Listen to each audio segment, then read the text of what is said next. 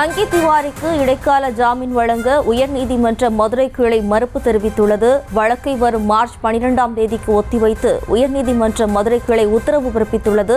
இந்த வழக்கு தொடர்பான கூடுதல் விவரங்களை தருவதற்காக நமது செய்தியாளர் நாகேந்திரன் இணைகிறார். வணக்கம் நாகேந்திரன், விவரம். வணக்கம் ஜெயஸ்ரீ. லஞ்ச ஒழிப்புத்துறையினரால் கைது செய்யப்பட்ட அமலாக்கத்துறை அதிகாரி அங்கித் திவாரி ஜாமீன் கோரி உயர்நீதிமன்ற மதுரை கிளையில் மீண்டும் வழக்கு தாக்கல் செய்திருக்கிறார். அமலாக்கத்துறை அதிகாரி அங்கித் திவாரிக்கு இடைக்கால ஜாமீன் வழங்க உயர்நீதிமன்ற மதுரை கிளை மறுப்பு தெரிவித்திருக்கிறது. உச்சநீதிமன்ற தீர்ப்பை பொறுத்து உயர்நீதிமன்ற மதுரை கிளை முடிவு எடுக்கும் என அந்த நீதிபதிகள் இந்த உத்தரவில் அறிவித்திருக்கின்றனர்.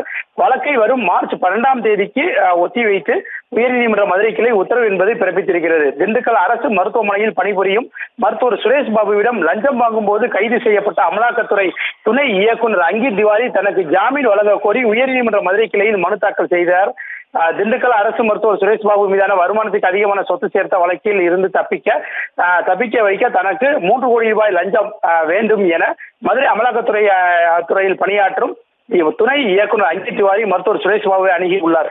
3 கோடி ரூபாய் ஒத்துக்கொள்ளாத நிலையில் 51 லட்சத்தை கண்டிப்பான முறையில் தர வேண்டும் என அமலாக்கத்துறை அதிகாரி அங்கித் திவாரி மிரட்டியுள்ளார். இதனைத் தொடர்ந்து கடந்த ஆண்டு நவம்பர் மாதம் 20 லட்சம் கொடுத்துள்ளார்.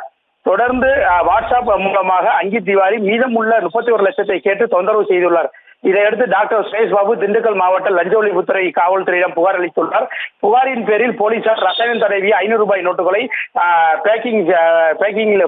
பேக்கில் வைத்து சுரேஷ் பாபுக்கு மூலம் அங்கித் திவாரி கொடுத்த போது அவர் கையும் களவுமாக கைது செய்யப்பட்டார். திண்டுக்கல் நீதிமன்றத்தில் ஆஜர்படுத்த பின்னர் சிறையில் அடைக்கப்பட்டார். இந்த வழக்கில் தனக்கு ஜாமீன் வழங்க கோரி திண்டுக்கல் முதன்மை குற்றவியல் நீதிமன்றத்தில் அங்கித் திவாரி மனு தாக்கல் செய்தார். ஜாமீன் வழங்க மறுத்த திண்டுக்கல் மாவட்ட நீதிமன்றம் மனுவை தள்ளுபடி உத்தரவு பிறப்பித்தது.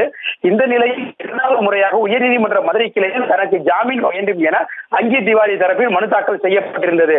மனுவில் எனது கைது என்பது விதிமுறைகளுக்கு எதிரானது. எனவே எனது கைது செய்யப்பட்டது 80 நாட்களுக்கு மேலாக சிறையில் உள்ளேன். இதுவரை வழக்கில் குற்றப்பத்திரிகை தாக்கல் செய்யப்படவில்லை. சிறையில் உள்ளதை கருத்தில் கொண்டு நீதிமன்றம் ஜாமீன் வழங்க வேண்டும் என்றும் ஜாமீன் வழங்கும் பட்சத்தில் நீதிமன்றம் விதிக்கும் அத்தனை நிபந்தனைகளையும் முறையாக பின்பற்றும் என கூறி மனு தாக்கல் செய்திருந்தார். செய்திகளை உடனுக்குடனும் துல்லியமாகவும் தெரிந்து கொள்ள சப்ஸ்கிரைப் பண்ணுங்க.